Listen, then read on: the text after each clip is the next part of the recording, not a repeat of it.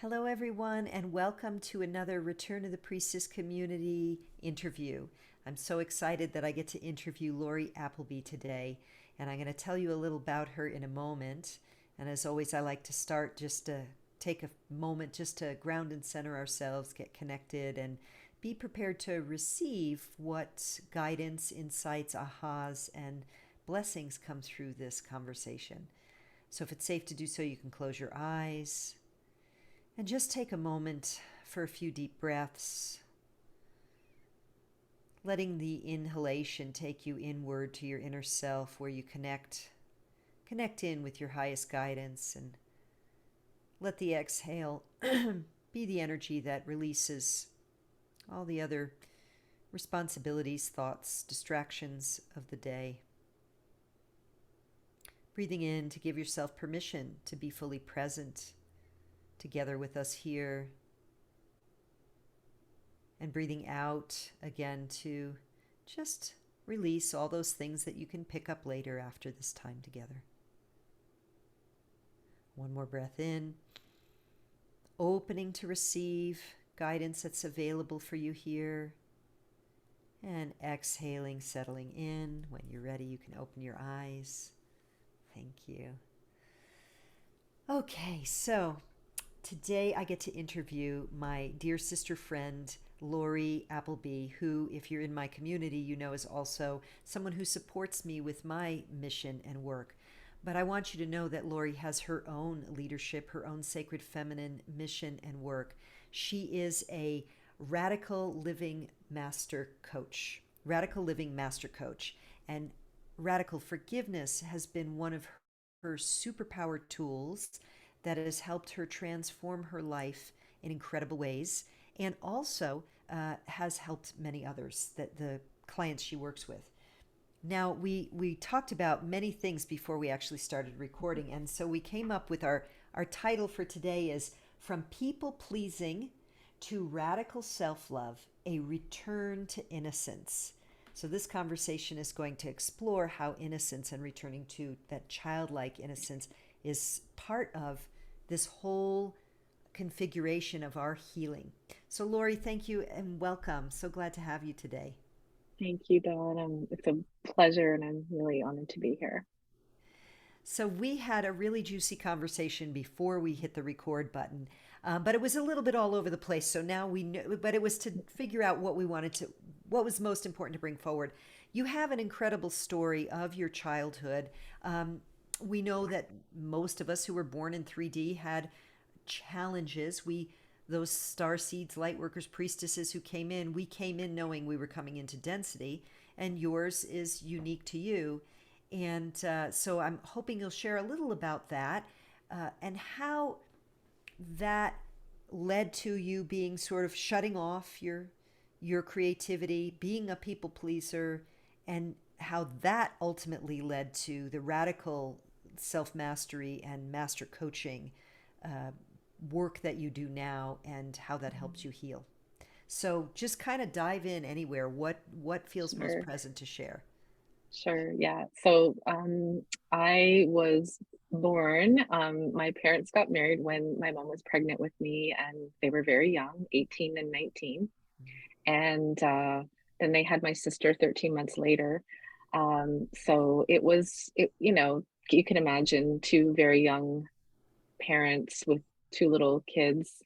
And I was a very curious, inquisitive child. And because I would wake up really early in the morning and get into things, and I was just exploring and creating and being what a normal 2-year-old would do, but it caused a lot of trouble in my home and a lot of fights and a lot of arguments. And I shut myself down. I just shut everything down. I became, the quiet, good little girl, and that was pretty much how I grew up.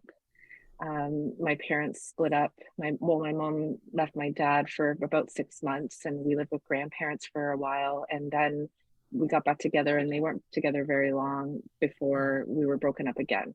So there was a lot of displacement, and I don't really have a lot of memories. of it. But, in doing all my healing work, I've, since pieced it together. Yeah. And so growing up, I was just very shy. I was body shamed and bullied in school because I had developed quite early, and my mom was single parent. So we didn't have a parent at home, nurturing us. My mom was working a lot. So we were pretty much on our own. And I didn't have really anyone to go to. I was very much on my own. Mm. And Yeah. because I didn't feel safe in my body, I didn't feel safe to be myself, I didn't feel safe to express myself, I really went and became outer focused and found love and acceptance outside of myself, or that was what I was striving to do. Uh-huh. And, so it was not the greatest childhood. I know there's a lot worse, but it really shaped me into being that um, not who I was. I didn't Yeah. really know who I was until just a few years ago. So I grew up and started to become try to control my environment and be safe, and I Mm. didn't take risks, because when I had taken risks, I got into a lot of trouble when I was a teenager because I didn't have a mom around to Uh-huh. Guide advise you. me and guide me. Yeah. Yeah. So um, once I figured that out, I just really kept it safe, and I didn't take any risk and became very safe and small. Had the same boyfriend for like 6 years, and then we broke up, and then I met my husband 3 weeks later, and we've been together ever since. So I formed codependent relationships with my husband, with my sister, and those were the two main people. Uh-huh. Um, my sister was not she had her own troubles, and she ended up getting mixed up in drugs, and she's still an addict. And I've since Mm. had to not have a relationship with her because I was very codependent trying to help her. So you can imagine, with all of this going on, there was a lot of anger and resentment building up within me. And Yeah. because I didn't feel safe to feel, and I was such a very sensitive person with a ton of feelings, Mm. I just was processing it all up here in my head. And I just pretty much shut myself off from my body. Wow. So it was, I grew up very anxious, very, like I said, safe. But I did surround myself with people who were the rebels, the really good people with the heart on their sleeve, but they didn't care what people thought. Like my best friend and my husband were like that. So Uh-huh. I did attract those people into my life, and, loving, kind people, but, we all had some dysfunction. And when I became connected to radical forgiveness, it was actually first that someone introduced the book to me.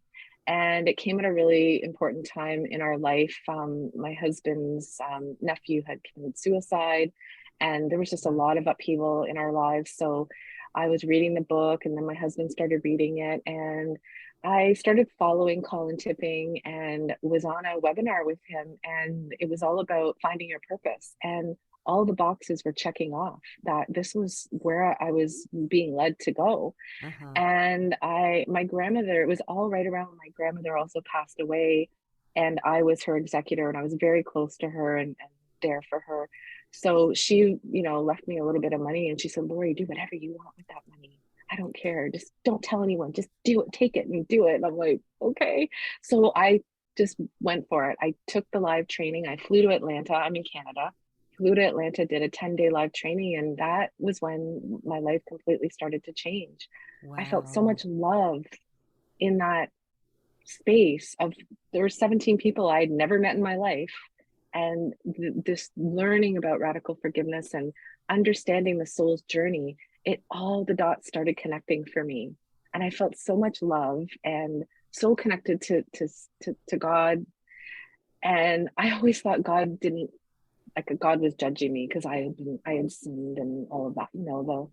the Yeah. indoctrination that Typical. we have. So when I had a new perspective about, connecting to the divine, and that my soul was here to have these separation experiences, it just completely changed everything. It was like this light Mm. bulb came up. So I became a radical living master coach, and I really dove into the forgiveness piece. And it was really mostly in the beginning for me. Uh-huh. because I had all this, I was such a, people pleasers, right? We're really nice, and nobody really knows how we really feel because we're always just being this nice, kind, generous, helpful person. But deep inside, there was a lot of unrest and toxicity that was just really eating me alive. And in a sense, I had developed a precancerous polyp in my colon. And so I had all these wake up calls and different things that were happening in radical forgiveness, and it was all kind of happening at once. So it was just, the healing. And so I worked on healing my relationship with my sister.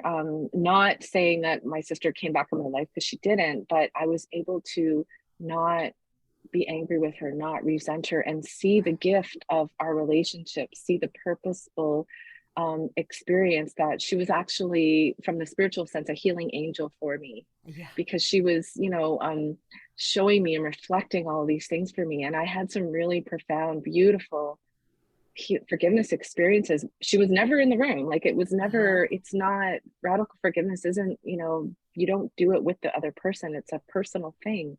Yeah. And so that was really at the start of it, and just becoming more self-aware and becoming connected to who I truly was, because I had no idea. I lost my identity Yeah. because I was so outer focused and afraid to show up as who I was. Mm-hmm. So yeah, Yeah. that's pretty much like a short version of the backstory. Wow. Yes, and I know there's a Yeah, lot more, but this is a great just sort of give us the big picture of the key yeah, points here. And one yeah. of the things that we spoke about before we started recording was how the process of you going through the radical living mastery program, Mm, but specifically the forgiveness work, brought you back to that childhood innocence. So I want to unpack totally. a couple pieces here and then have you speak into it Yeah, with your reflections. So sure. shared with you that I'm reading this book called Mother Hunger, Mhm. and part of your what happened for you was your mom leaving in the under 7 years old. You were under 7 years old, and then the family separating under 7 years old, and what that does to us as daughters, and how we start to when we don't feel safe, if we're not supported, bonded with, nurtured and protected and guided by our mothers. And so certainly you had that journey in your way, I had it in my way, and I'm learning how much that sets us up to not feel safe in the world. And our mothers, think about the generations who were told, put the baby in the crib to cry. So I'm speaking now to other sisters and or brothers who would watch this, that it's not just specific people. Most of us of certain generations, especially if your parents read Dr. Spock, your needs weren't always met when you were young. But in your case, you had some very specific, harsh, shocking Mm, events that established a degree of not safe. yeah. And when we're not safe, we can't be innocent like children. Mm. So I would love to hear from you a little bit of, like, in your reflection, how does the radical forgiveness work help support you in coming back into that playful innocence of the child that you now have Mm. within you? Well, the one big thing that I found radical forgiveness really did with me, it helped me to learn to validate my feelings. Ah, yeah. Huge one for me, because so many feelings coming up, and a lot of them are not like they're based on false beliefs, and so validating them regardless of what they are and being able to own them was huge for me. So, and then learning that I was actually the creator of my life, that I was attracting in these experiences, was also a really big thing for me, because I thought I just had bad luck, or like it was just, I was just one of those people that I was always waiting for the other shoe to drop, because I didn't want to be disappointed, because I had been disappointed so often. Mm-hmm. So, just not validating the feelings, not thinking that I was allowed to be happy or have pleasure or anything like that, were really big. And then being able to look at all of these beliefs that I had, that were so completely false, and that I were very unconscious and subconscious. Those were the big that really start to really dive in. Like, I didn't have a lot of memory of my past and my childhood. I guess I blanked a lot of it out. And so I really had to go, and we call it going through the ages, where we look at each year, and any significant thing that happened, we would make note of it. And that's how I started Wow. piecing things together Yeah. of things, and then memories would start to come back. So Mhm. just going through that and imagining how, and going in meditation, imagining how the little child Lorree felt when her mom left, or when her dad wouldn't show up for his visits, or those kind of things, and Mm. how I felt, and validating that it was okay to feel the way I felt, but it also wasn't someone else made me feel that way. It was a reflection of how I saw the situation.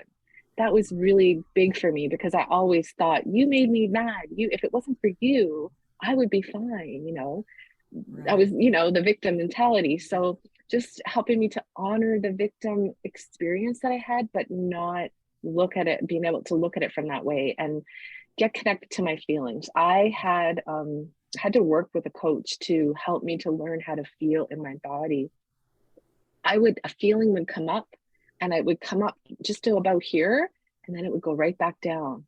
And I was like, Oh, what? Get interesting. back. Like, I just was really good at pushing it all down and processing in my head, because it was not safe to Yeah. be okay. Like, my mom would say stuff like, stop crying, I'm gonna give you something to cry about, like that kind of stuff. Mm. So you're too sensitive, you're weak, like all of Yeah. the things I heard over the years about being a sensitive soul, and having lots of feelings, it wasn't safe to be that person either. Yeah. So really learning how to feel my feelings, validate my Mm. feelings, and know that even though a feeling that I have is not true, I have to still validate it, if that makes sense. That Oh, was that does. huge. That is huge. You've Yeah. said a lot here, and I wanna feel into unpacking this a bit, because Mm.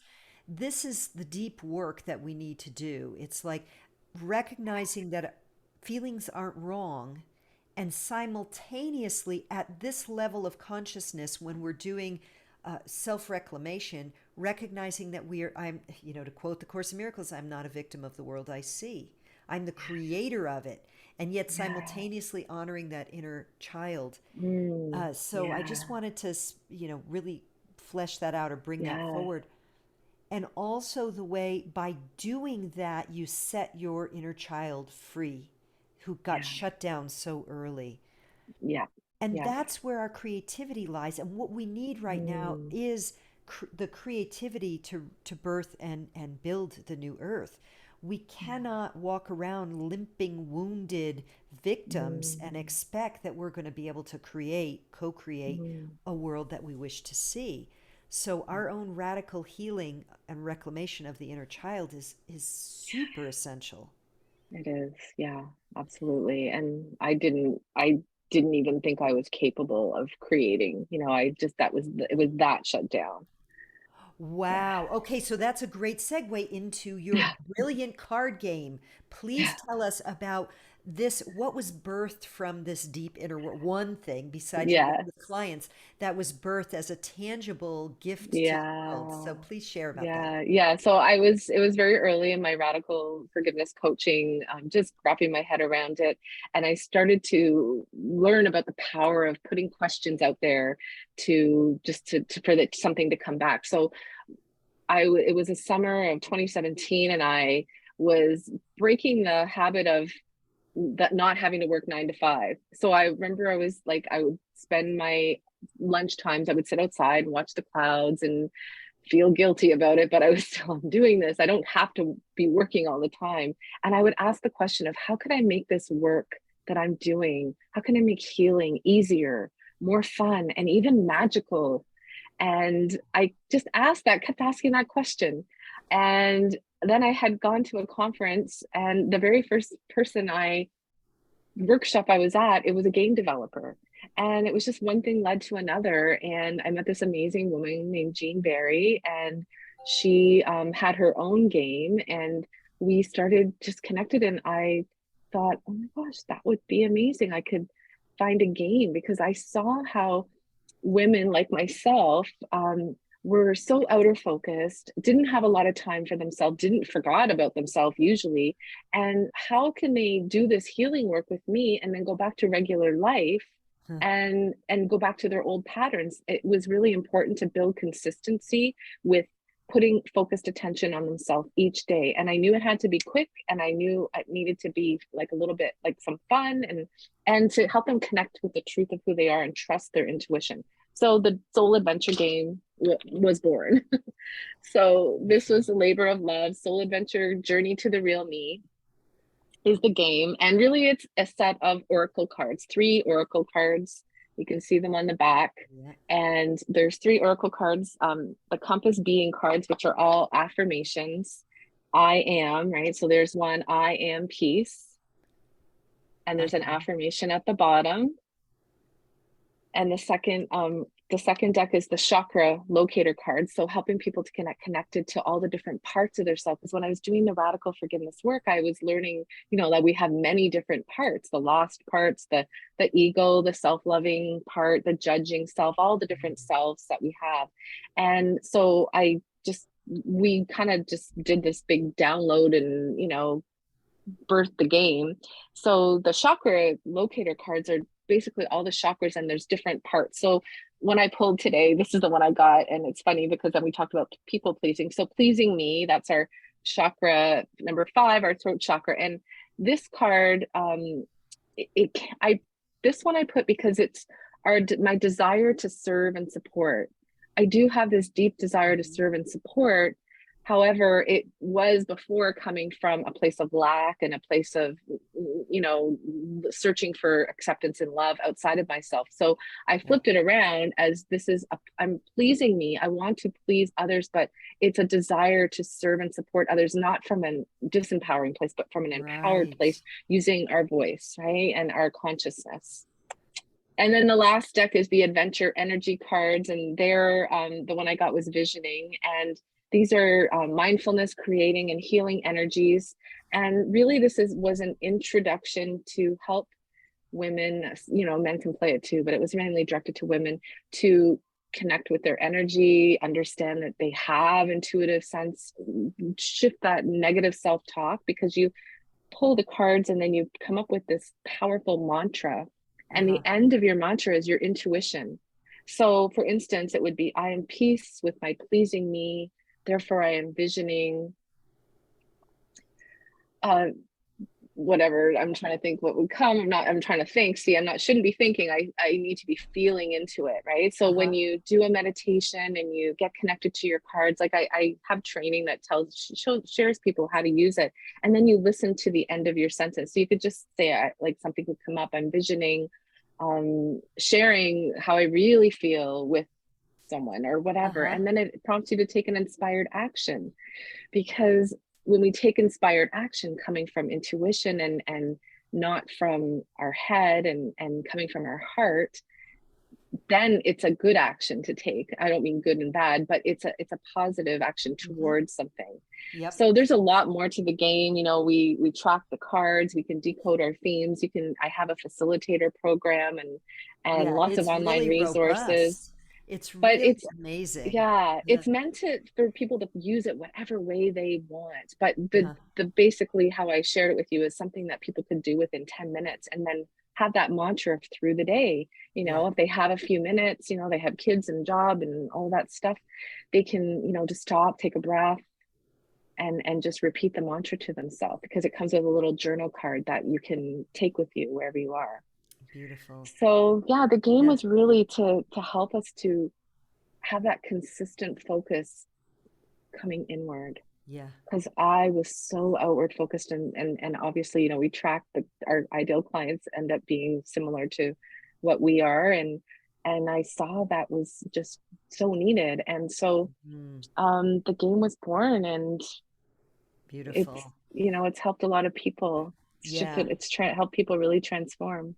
And Yeah. what a way to this is the thing about the inner child too, is Yeah. that our the little children don't have constraints on what they can imagine or can't imagine. It can be anything. And this is where, as the older we get, the more we're indoctrinated into the systems of limitation, the more we're like, that can't be done.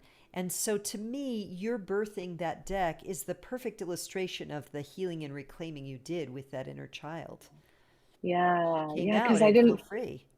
yeah, and that just the power of play. And when we can play and when we can be curious and use our imagination, that's really what, the final piece of the radical forgiveness work is the reframe, right? And Mm. you can't do the reframe if you can't be willing and open to another possibility and just and release and surrender.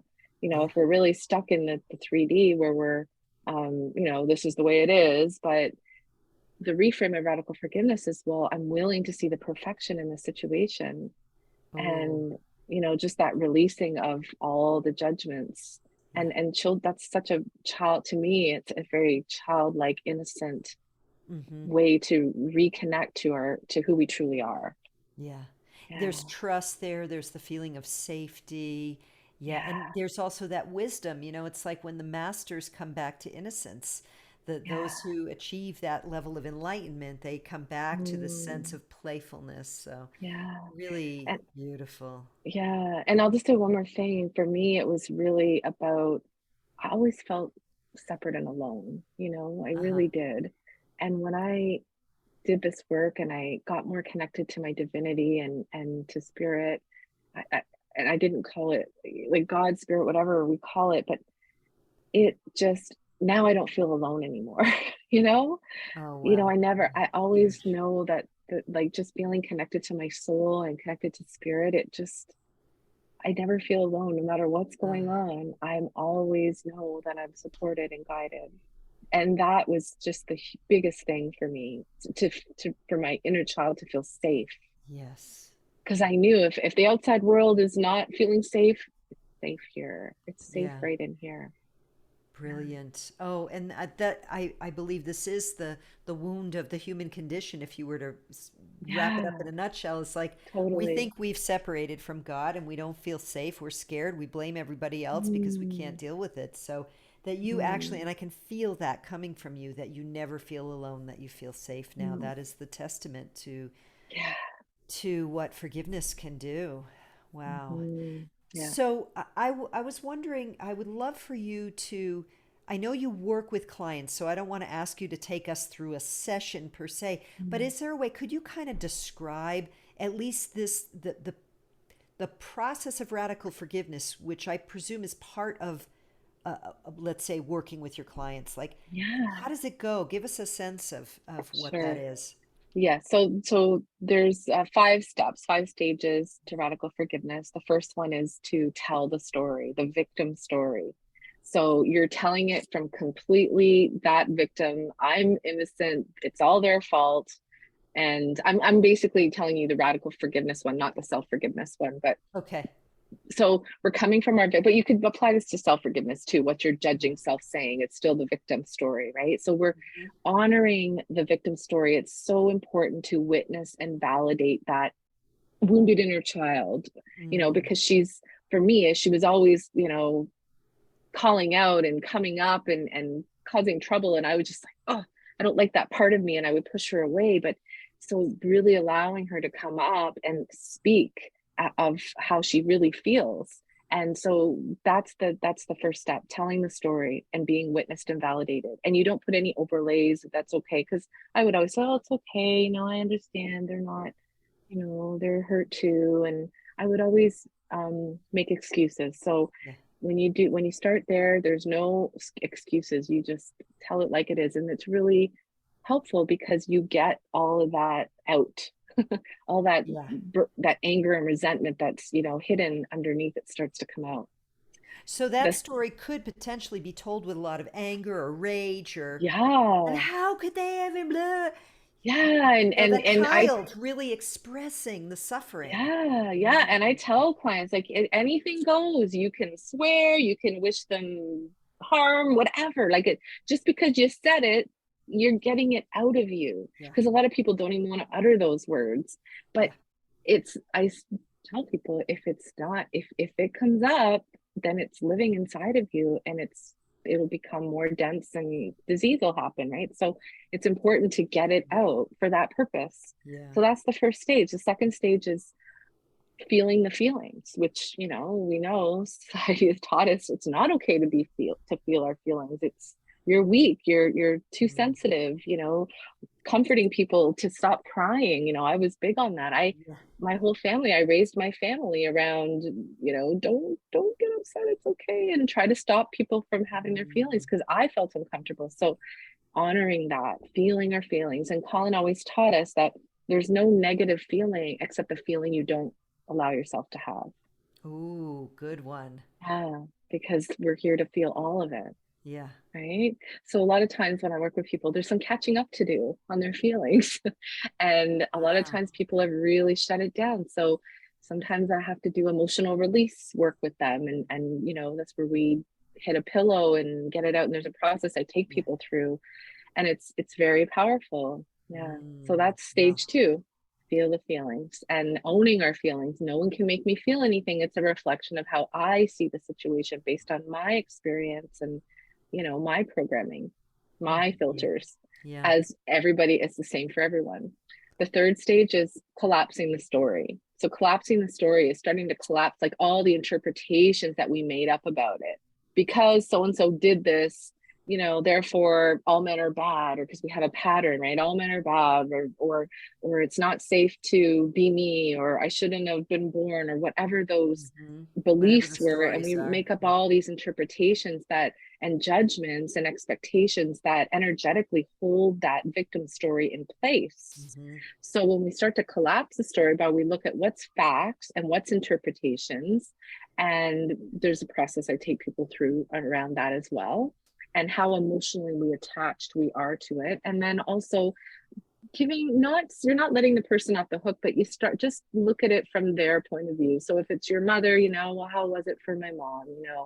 My mom didn't have a nurturing mother. My mom didn't have someone that was guiding her either. She was kind of just doing what she thought was the best. And so it doesn't mean it's okay, but you start to kind of just look at it from how it was for them. And all of Yeah. that starts to collapse the energy. The energy literally starts to shut down, because if we have strong judgments, you can't shift it. You can't shift it if the judgments are there. Uh-huh. Yeah. And then the fourth one is the reframe, right? It's being willing to be open to looking at the situation from a different perspective, the perspective that maybe there is a divine purpose, maybe there's a divine plan unfolding, right? So it's that spiritual, bigger picture Uh-huh. view. And that's where Colin always said, traditional forgiveness stops at the collapsing of the story, because there's always that belief that something wrong happened, Uh-huh. right? So you Yeah. can't, right? So that's the 3D world. So the radical piece is that everything happens for a reason, Hmm. right? Everything's unfolding according to a divine plan. We, just at our level of consciousness, being a human, we aren't able to fully understand that, especially for the really, you know, horrible things that are Yeah. happening or have happened. Yeah. It's not easy to say that was. So we go into that with a lot of willingness. Even if someone just Uh-huh. a tiny bit of willingness, you can be skeptical and it still works, because Uh-huh. you start to tap into your spiritual intelligence, right? You're Uh-huh. bypassing your subconscious when you do radical forgiveness, and you're going straight to spiritual intelligence. So you're not, Mm. it's, your mental is there in the beginning and your emotional is there, but then it's your wise brain, your spiritual intelligence, that is connecting to universal intelligence, right? Spiritual So intelligence, that's worth repeating. yeah, Beautiful. yeah, Yeah. it's important. So that the fifth stage is really the integration. Everything is with radical forgiveness. The only rules are that you have to handwrite it out, or speak it out, or do both, right? It depends on the process. There's many different processes that I use.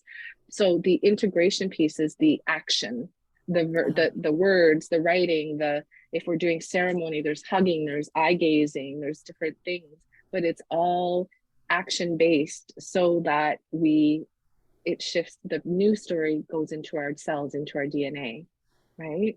Yeah. Telling the So we're new releasing the story. old story and we're integrating the new story. So then I always, tell people afterwards to just be very gentle with themselves and just let things shift, because sometimes grief comes up after because they've released something. Uh-huh. And just to be with that, or most people feel lighter and at peace, really. Yeah. So it's one of those, it's a magical experience, I have to say. It really does come down to that, because there's that spiritual intelligence component that you don't really know how it shifted, but it did.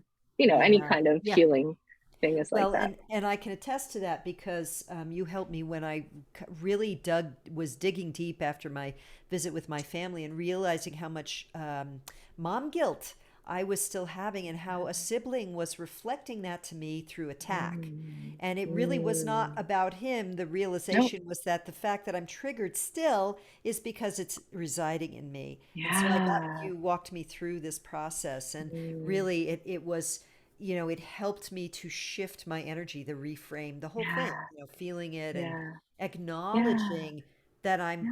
harboring mom guilt. That's like the first step, Mm, right?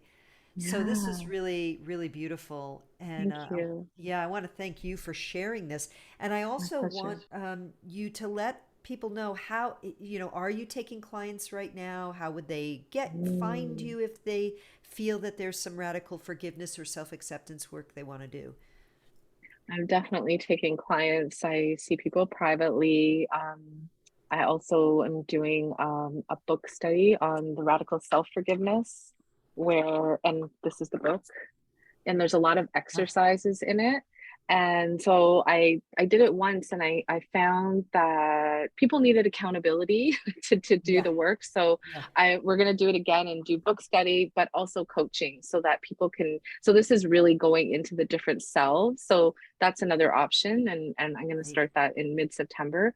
But you can find me at my website, Our Purposeful Journey, OUR purposefuljourney.com, and everything's there. I got a new site. I'm really happy with it. And please check it out, and you can learn more about my story. I have a blog, and I also have all my offerings on there.